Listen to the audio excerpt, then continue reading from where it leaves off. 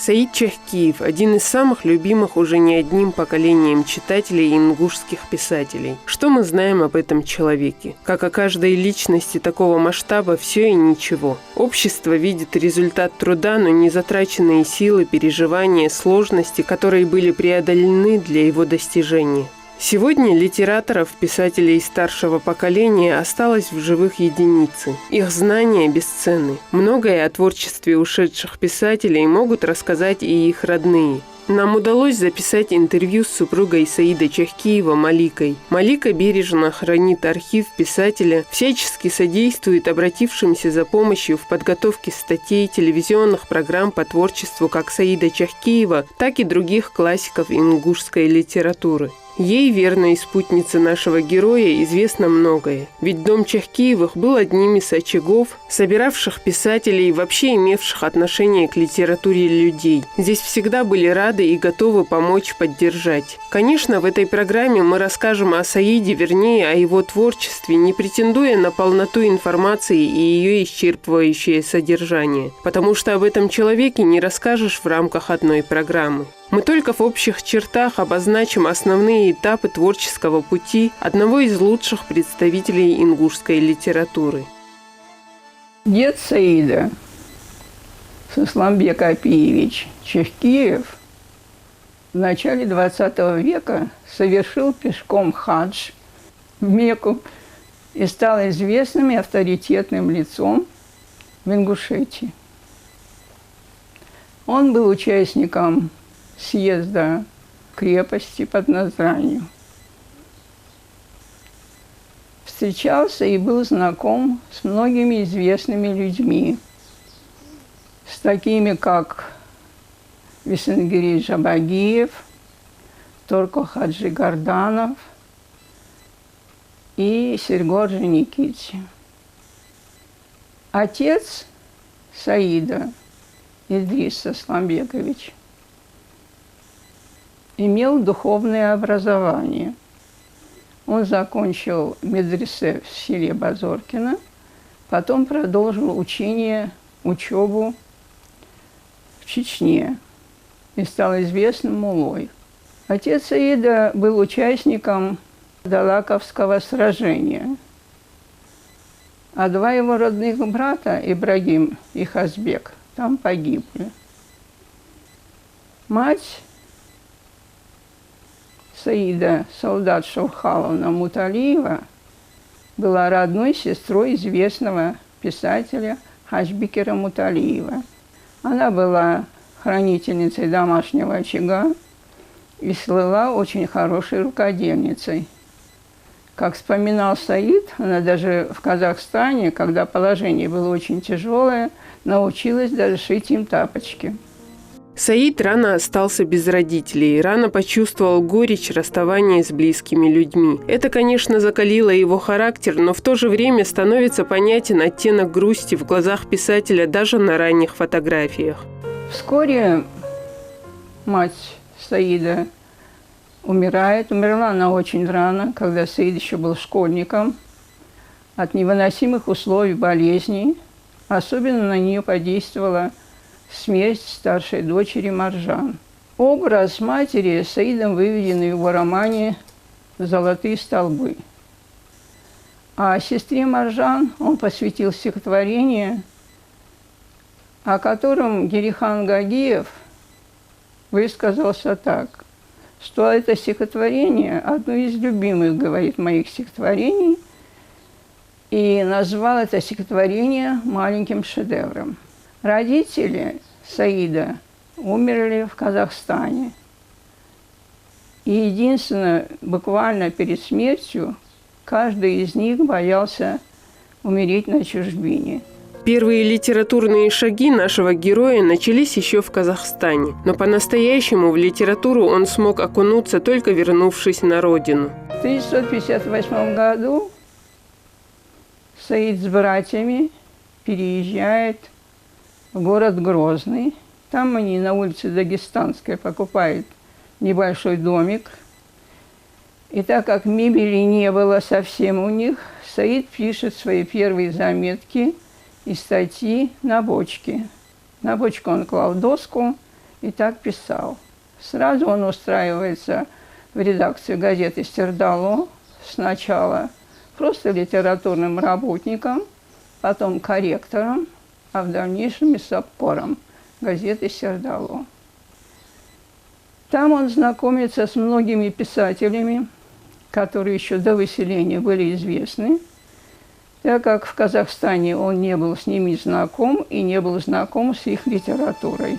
Удивительно то, что, вращаясь в писательской среде среди получивших признание еще до депортации известных ингушских авторов, Саид чувствовал себя легко, равно как и авторитетные писатели не смотрели на него как на новичка. Талант Саида был очевиден. В 1958 году впервые после возвращения в Чечено-Ингушском книжном издательстве были опубликованы книги Багаудина Зязикова. Это был прозаический сборник, куда были включены рассказы и отрывки из его очерков на военную тему. Как известно, Багаудин Зязиков, единственный из писателей, тогда отказался от брони и в числе первых ушел на войну.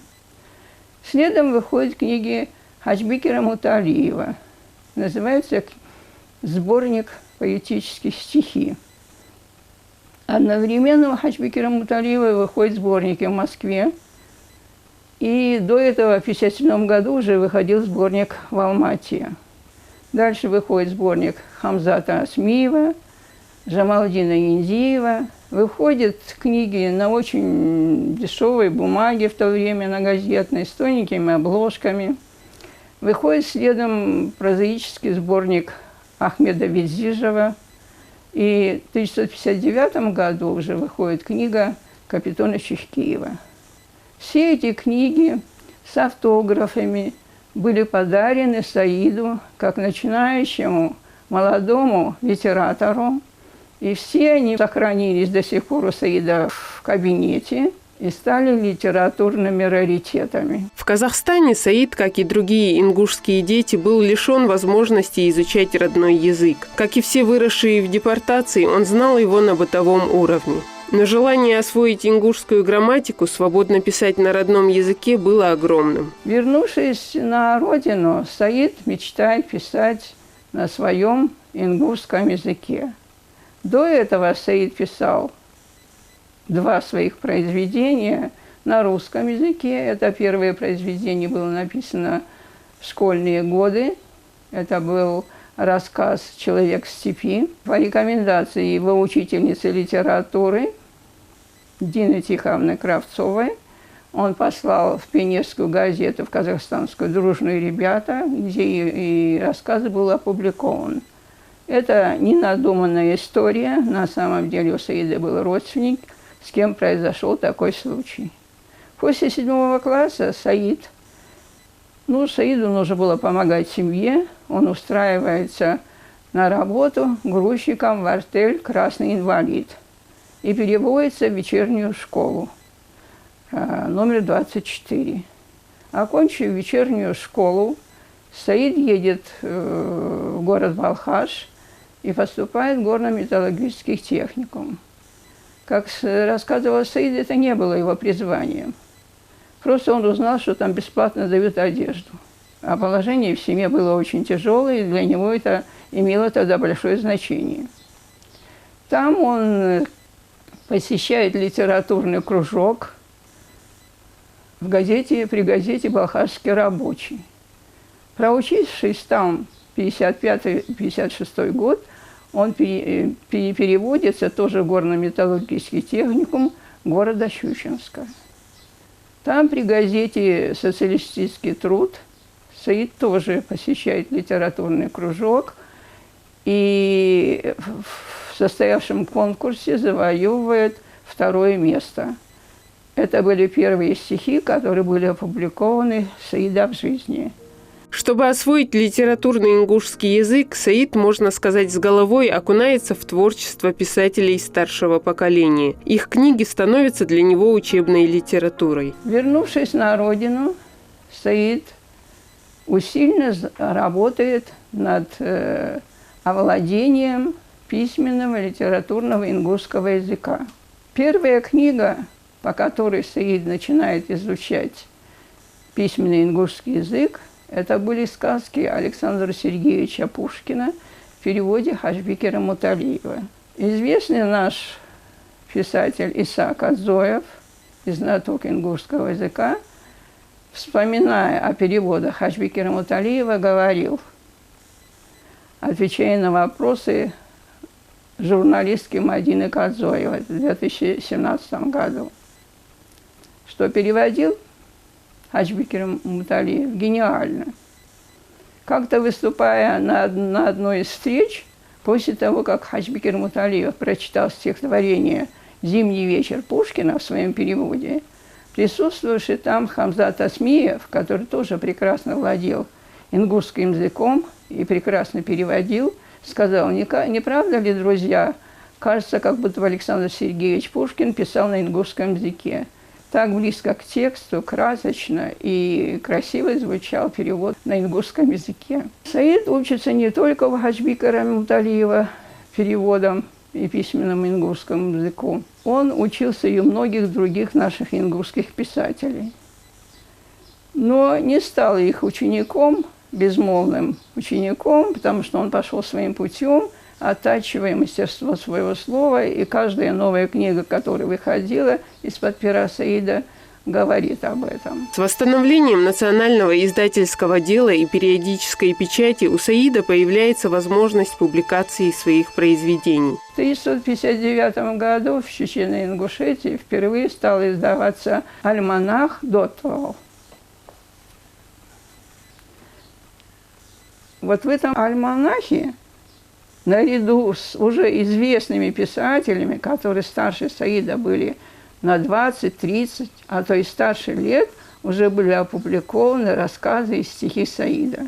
Альманах «Дотыхал. Дружба» выходил также и на русском языке для русскоязычных писателей.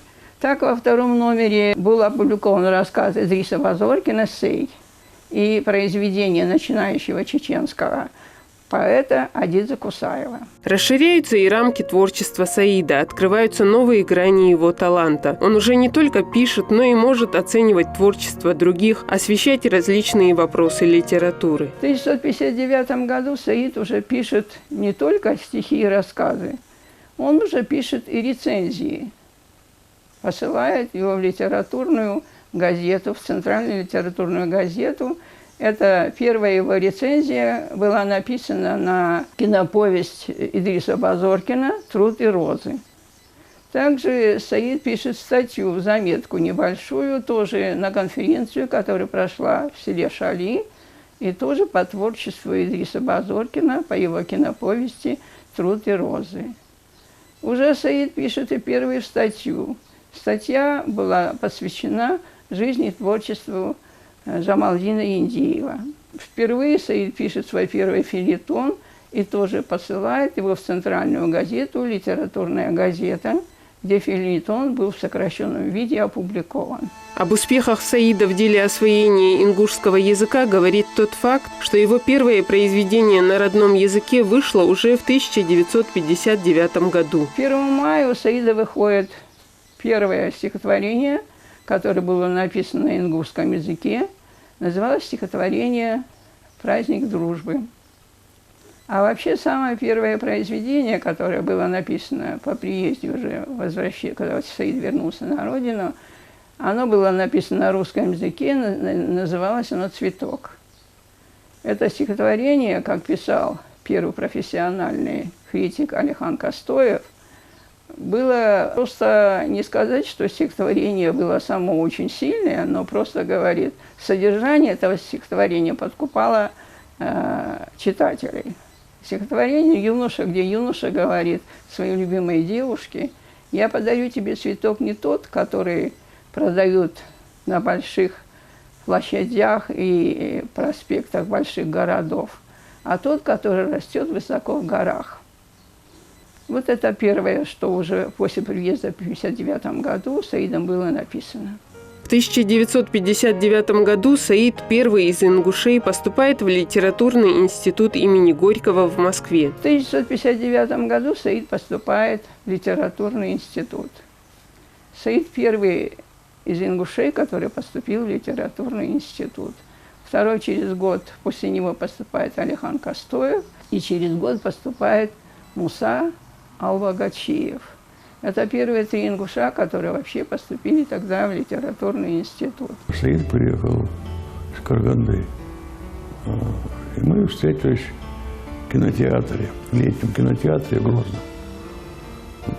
Но там он прочитал первое свое стихотворение, называлось «Цветы». Я ему как-то напомнил спустя годы. Он забыл об этом, не помнил. А потом уже, наверное, копался в архиве. Тоже говорит: у тебя память хорошая, а действительно это «Цветы». Но очень плохое стихотворение. Ну вот, потом он уехал, поступил в литературный институт. Встречались мы так, такого близкого знакомства не было. В этом институте у нас был свой литературный кружок, и очень хороший, между прочим, лучше, чем объединение республиканское, сильнее по талантам. Ну, а встретились мы уже, когда я поступил в литературный. Я на первом курсе, Алихан Костоев на втором, а Саид уже на третий перешел. Ну, вот так у нас эта троица так и до конца прошла. А в литературном институте Саид высказывался так. В институте литературном царил дух высокой поэзии. И вообще первая осознанная, именно его осознанная любовь к литературе стала в годы, именно когда он учился в литературном институте. Огромная информация, которую он получал от писателей не только российского масштаба, но и всемирных писателей, всемирно известных писателей. Это такие, как Александр Твардовский, Павел Антокольский, Даниил Гранин, Евгений Евтушенко, Белла Ахмадуллина, Андрей Вознесенский, Лев Ашанин, который руководил у Саида на семинаре поэтическом, Мустай Карим, Хасин Кулиев, Расул Гамзатов, Михаил Шолохов и многие-многие другие, которые обычно приезжали в литературный институт и встречались со студентами. Да и сама Москва с ее достопримечательностями, это музеи, театры. Видимо, оттуда у Саида появилась любовь к театру, к драматургии, потому что уже после первого курса в каникулярное время Саид уже пишет свою первую одноактную пьесу. Она называлась, была написана на ингушском языке и называлась «Малач в колхозе». Нужно сказать, что вклад Саида Чехкиева в национальную драматургию огромен. Столько для ингушского театра, наверное, не написал ни один автор. Вклад Саида Чехкиева в драматургию без преувеличения тема для отдельной программы. Возвращаясь же к учебе Саида в литературном институте, стоит отметить, что в эти годы он знакомится со многими людьми из мира литературы. Саид знакомится с очень многими и однокурсниками, и со студентами из других групп, которые потом стали его друзьями. А некоторые из них вообще стали друзьями на всю жизнь, такие как Геннадий Русаков, который переводил в основном Саида, и даже роман «Золотые столбы» был переведен Геннадием Русаковым. И Саид считал, что все переводы стихов, которые были переведены на русский язык, лучшими переводами считал именно стихи, переводы, то есть Геннадия Русакова. Знакомится он там с Алиханом Костоевым, с Мусой Вагачиевым, с Анатолием Передреевым, с казахским поэтом Алжасом Сулейменовым, с московскими поэтами Геннадий Ладонщиков и с латышским литератором Феликсом Скудрой и многими-многими другими. Атмосфера, царившая в литературном институте, также способствовала развитию таланта начинающих писателей. Они обменивались идеями, высказывали мнения относительно творчества друг друга. Как вспоминал Саид, он имел в институте, пока учился в институте, имел полную свободу в высказываниях. Как он вспоминал, мы, говорит, часто собирались вечерами с друзьями и читали стихи. Стихи тогда были возвышенные у первокурсников. И одно из стихотворений было опубликовано уже в Чечено-Ингушетии в газете «Комсомольское племя». Называлось оно «Вели народ». Один куплет, если можно, я прочитаю. «Нет, я не прятал глаз перед бедою. Вели народ, и я исполню срок. Я солнце захлестну уздою и положу тебе у ног». Учеба Саида в Москве была сопряжена с определенными трудностями. Саиду приходилось и работать, чтобы обеспечить себя материально. Кроме того, что Саид учился в литературном институте, кроме того, что ему приходилось сдавать зачеты и экзамены, Саид одновременно еще подрабатывал, разгружая вагоны, потому что родители умерли, помогать было некому. И на 3-м курсе Саид очень тяжело заболел легкими. Легкие оказались уже в запущенном виде. Это последствия того, что Саид работал в Казахстане, в шахте, на руднике Талдыкурганской области. Саид лечился очень долго, но не оставлял свою работу. И, беспокоясь о его здоровье, его родной дядя Хаджбекир Муталиев писал: «Всякие мысли о работе брось. Самое главное – лечись. А столько тебя еще впереди ожидает. И будут и романы, и повести, и рассказы, и стихи. А сейчас главное – займись своим здоровьем». Одновременно с учебой Саид продолжает писать и публиковать свои произведения. За период обучения в институте у него выходит немало произведений. Саид обладал очень большой пассионарностью. Если даже взять те годы, когда он учился в литературном институте, у него за это время вышло 5 книг. Первая книга, которая вышла у Саида, была «Ихансар Халоныш. Первые трудности». Эта книга была тоненькая книжечка на очень дешевой газетной бумаге. Но Саид был горд и рад, что у него вышла такая книга. Вторая книга у Саида следом в 1961 году выходит «Сатурпулаш. Мои герои». Тоже небольшая книжечка, но в эту книжечку уже, кроме рассказов, была опубликована его первая пьеса. В 1962 году у Саида выходит первый поэтический сборничек «Аргураш. Журавли», который Хаджбекир Муталиев, его наставник и учитель, положительно отметил как хорошую книгу. В этом же году, в 1962 году, Саид пишет первую свою поэму «Ветер эпохи» и пишет рассказ «Засохшая акация».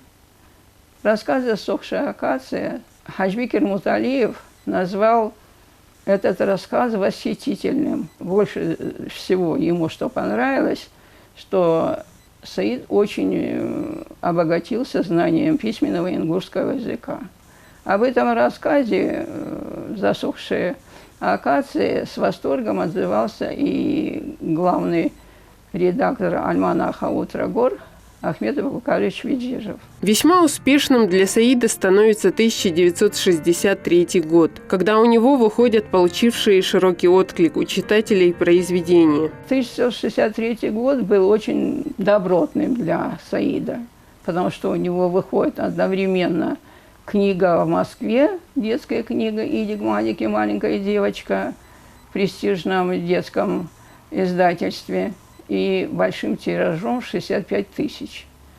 И одновременно публикуется первая в истории ингушской литературы драматическая поэма «Чаша слез», которая стала явлением ингушской литературы. Об этой поэме было высказано очень много, было написано много рецензий и высказано очень много положительных отзывов. Роман «Золотые столбы» сегодня одно из самых любимых произведений национальной литературы для многих. Но не всем известно, насколько сложным был путь этого произведения к читателю. Саидом уже был закончен черновой вариант романа «Золотые столбы». А в 1963 году, уже в ноябре, Саид закончил редактировать и уже переписал на чистовик, и у него уже готов был рукописный вариант для издания.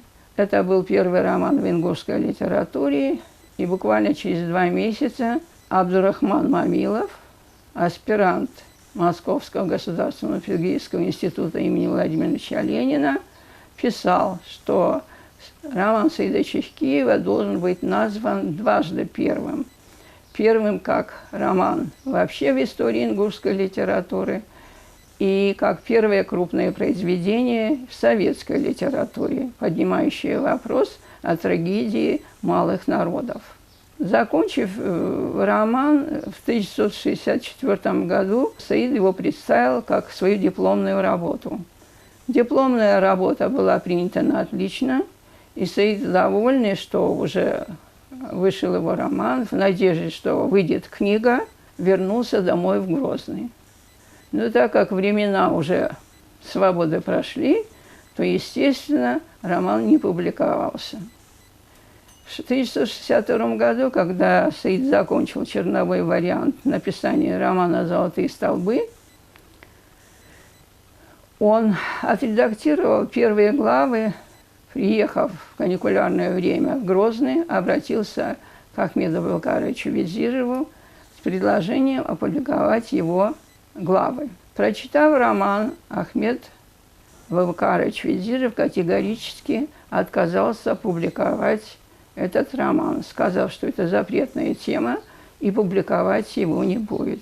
И уже в 1974 году, будучи у нас в гостях, Ахмед Абубакарович вспоминал, что они с Саидом тогда поговорили на очень высоких тонах. Бесспорно, само написание романа «Золотые столбы» было мужественным поступком. Для Саида же это произведение было не только историей ингушского народа, который он безгранично любил. Это была его личная история и его боль. Через 1,5 года после написания этого романа и после защиты дипломной работы все-таки Ахмед Абубакарович начинает печатать этот роман в альманахе «Утрагор».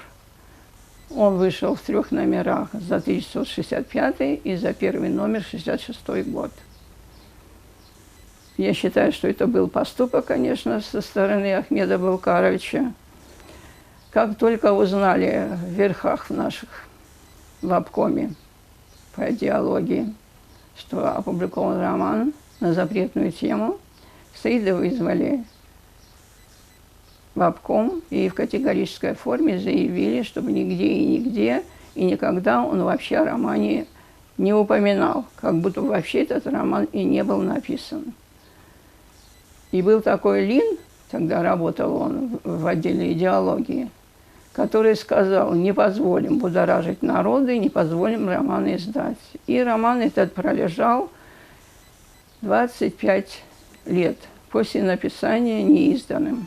За Саида и право романа «Золотые столбы» на выход в свет вступились многие авторитетные люди из мира литературы. Как только Лев Косиль и некоторые писатели московские узнали, что запретили издавать роман, Лев Коссель несколько раз писал письмо и в обком Чечено-Ингушетии, что именно такая книга нужна сейчас, именно в данный момент, что такой книги на такую тему он никогда не читал, что Саид Чехкиев выполнил долг перед литературой, да и вообще не только перед ингушской литературой, но и перед советской литературой. Он несколько раз обращался и к председателю Союза писателей Чечено-Ингушетии Раисе Салтанмуратовне Ахматовой, но ничего абсолютно не изменилось, не подействовало. Роман также остался лежать у Саида в столе. Впервые роман был опубликован, когда началась перестройка, и когда в 1989 году разрешили публикацию художественных произведений на эту тему. И впервые этот роман вышел в Чечено-Ингушском книжном издательстве. Редактировал этот роман Азамат Зязиков, через руки которого прошли очень многие произведения, которые были написаны на ингушском языке писателями. Корректировал роман наш известный поэт Саля Арчаков. Обложку оформил наш известный художник Исмурзиев Зелимхан. Наконец, роман Саида был издан на ингушском языке. Известный критик и литературовед Николай Переяслав в своей статье «Фактор читателя» писал, что любое произведение на 90% зависит от того, в какое время это произведение вышло и готов ли читатель принять это произведение. Выйдя этот роман вовремя, когда он был написан, он имел бы более широкий резонанс. Несмотря на долгий путь к читателю, роман нисколько не утратил своего значения и был встречен с огромной радостью. Через год после того, как в 1987 году прошло обсуждение творчества Саида Чехкиева в Москве, это был второй человек, у которого вообще было обсуждение в Москве творчества. Первый был Джамалдин Яндиев в 1965 году. И в 1987 году после обсуждения вынесено было решение публиковать Саида роман в Москве. И он впервые в 1990 году был опубликован в Москве в престижном издательстве «Советский писатель». И, наконец, пришел всесоюзному читателю. Читая произведения Саида Чехкиева, невольно задумываешься о том, что талант писателя не только многогранен. Вместе с тем Саида отличает и независимый взгляд на вещи. Чувствуется, что у автора собственное мнение обо всем. Второй роман Саида Чехкиева назывался он «Иштумара». Это был не только второй роман Саида Чехкиева, но и второй роман вообще в ингушской литературе. Этот роман был спорный. Хотя о нем было очень много высказываний, очень положительных высказываний. Было опубликованы рецензии в журнале «Дом», и выходили рецензии многих известных людей, как наш первый профессиональный критик Алихан Костоев, как наша ученая Роза Ужахова. Были рецензии Тайсумова, Маманкиева, выходили рецензии, но роман был спорным среди населения. Им показалось, что по нашему ингушскому менталитету нельзя писать откровенно о некоторых отношениях женщины и мужчины. Роман этот имел успех у читателя, и в 1982 году в переводе на русский язык Юрия Синчурова в Москве вышел 100-тысячным тиражом под названием «На второй день утром». Роман «Волчьи ночи» посвящен событиям гражданской войны 1919 года в Ингушетии, а именно Далаковскому бою. Эта тема для Саида тоже была не только страницей истории ингушского народа, но и горькой страницей из истории его семьи. Как было сказано выше, участником этих событий был отец Саида Идрис. В Далаковском бою погибли его родные дяди по отцу Ибрагим и Хасбек. Следующий роман, который написал Саид, это был роман «Волчьи ночи». Саид долго собирался, подбирал данные, искал материалы и в музеях, и среди многих своих известных людей. встречался с многими стариками, выезжал в села, встречался с участниками многими. И как он вспоминал, Саид говорит, когда, говорит, я, говорит, беседовал на эту тему со стариками, то у них, говорит, как у молодых, ярко, говорит, загорались глаза. Этот роман Саид писал еще и вспоминая рассказы своего отца, который тоже был участником Далаковского сражения. А два брата отца, Ибрагим и Хазбек, там и погибли, принимая участие в этом сражении. Кроме этого, были участниками этого сражения наши известные писатели, такие как Орсхом Альсагов, который принимал очень активное участие в этом бою, Дашлыко Духович Мальсагов, многие родственники. Ну, в общем, собирал материал Саид очень долго. И это в 1969 году он уже закончил работу над романом, и роман был издан на ингушском языке. В 1973 году роман вышел впервые на русском языке. Это было время после событий январских. Время было, конечно, очень тяжелое. Опять обливать начали грязью ингушский народ. И, как писал в свое время новелла Матвеева в своем стихотворении, «И каждой курице позволят клюнуть вас». И на самом деле это было так. 31 августа 1973 года в Доме политического просвещения обкома партии КПСС Чечен-Ингушетии был остро поставлен вопрос об усилении борьбы против идеализации прошлого и национализма. И буквально через несколько дней нашлась оперативно доброжелатель, в кавычках, которая хотела приписать Саиду национализм, и как будто Саид Чехкиев возвысил заслуги ингушского народа в своем романе. И если бы не рецензии известных людей, которые вышли буквально следом, то, может быть, Саиду опять бы был пришит национализм. Первая рецензия вышла критика, литературоведа и известного писателя Нафиджу Сойты. Статья была названа «3 дня, 3 ночи» и была опубликована в Центральной газете «Литературная Россия». Следом вышла статья чеченского критика, литературоведа Юши Айдаева. Очень много положительных статей вышло, и Саид получил тогда огромное количество писем от читателей. Письмо даже пришло от самого, в то время, по-моему, старого человека, который в своем письме писал, что для меня, старика, было очень тяжело читать, потому что глаза, говорит, были уже не те, но я, говорит, даже уставая, продолжал читать. И я, говорит, считаю, хотя ваш роман, это, говорит, художественное произведение, но оно, скорее всего, документальное. Роман был издан в Москве в престижном издательстве «Советский писатель» и вышел тоже к всесоюзному читателю. До этого этот роман переиздавался несколько раз, в основном на ингушском языке. И последний роман был издан в 1998 году, и после этого уже 21 год роман не переиздается.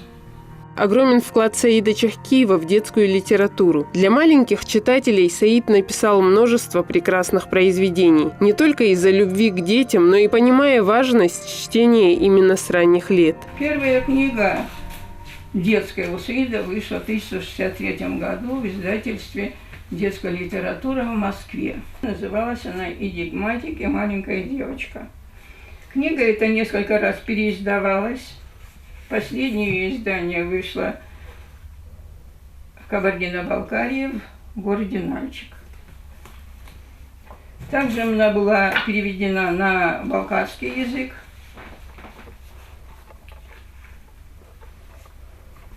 Следующая книга для детей у Саида вышла в 1966 году, это повесть «Энвер», которая была переведена на эстонский язык.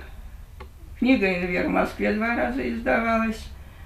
Издавалась она в городе Таллин на эстонском языке и тоже 2 раза.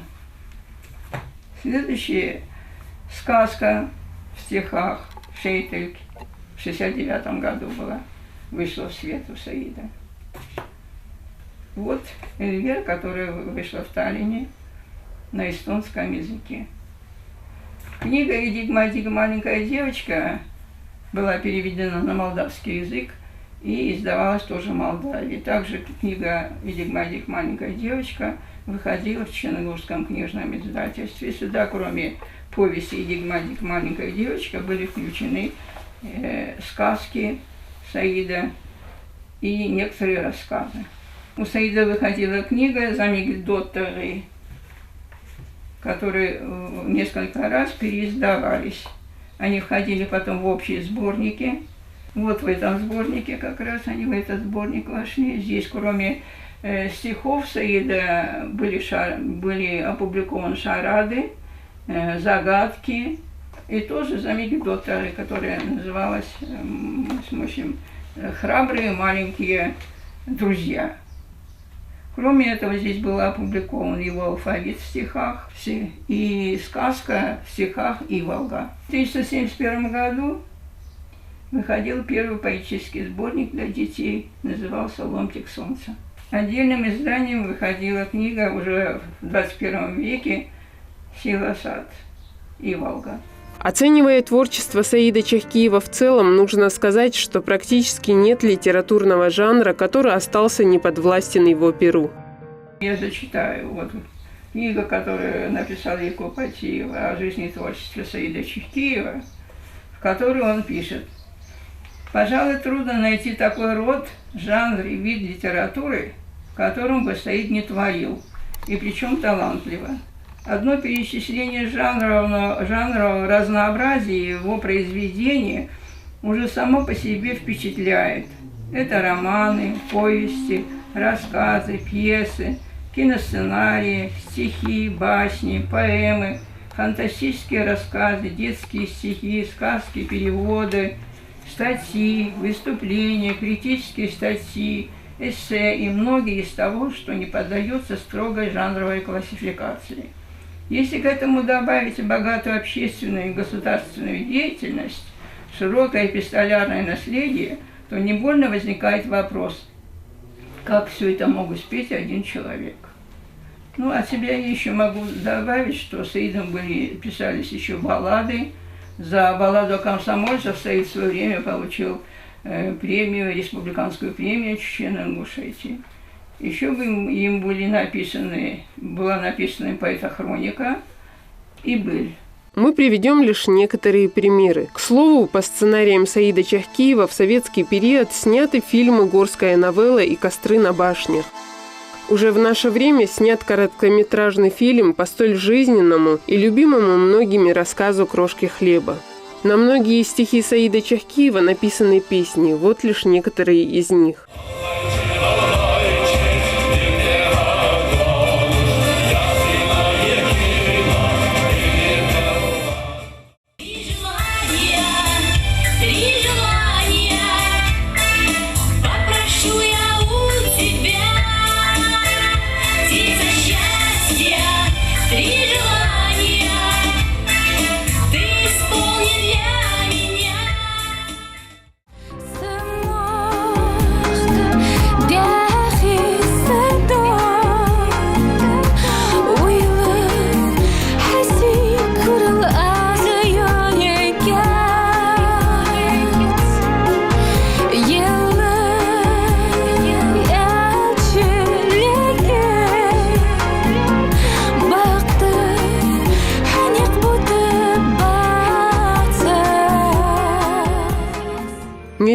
отметить, что многие произведения Саида Чахкиева переведены на языки народов России и бывшего Советского Союза. И это тоже показатель мастерства писателя и его востребованности. Активную литературную деятельность Саид Чахкиев удивительным образом совмещал с общественной, а также с работой на многих руководящих должностях. Саид работал, первая руководящая его такая должность была главным редактором радиовещания Чечено-Ингушетии.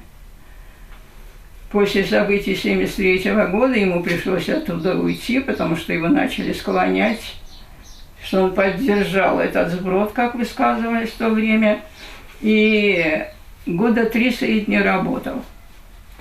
Потом он устраивается на работу директором кукольного театра. Следующая работа у него заведующий литературной частью Чечено-Ингушского театра имени Хампашина Радилова.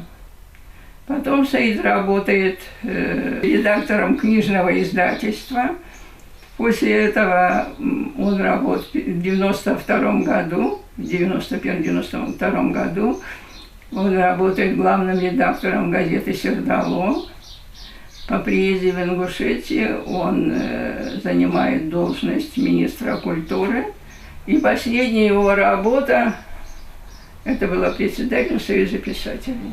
Как уже нами было сказано в начале программы, это лишь общее о жизни и творчестве замечательного писателя и удивительного человека. Сегодня важно хранить память и о Саиде Чахкиеве, и о других наших выдающихся личностях, которые ставили интересы народа выше собственных. Конечно, в честь нашего героя названа улица в Назрани. Его имя носит музей в Насыркордской школе номер 10, гимназия города Малгобек. Но еще очень важно переиздавать и делать тем самым доступными его произведения, которые учат добру и порядочности и, значит, помогают нам, читателям, стать лучше.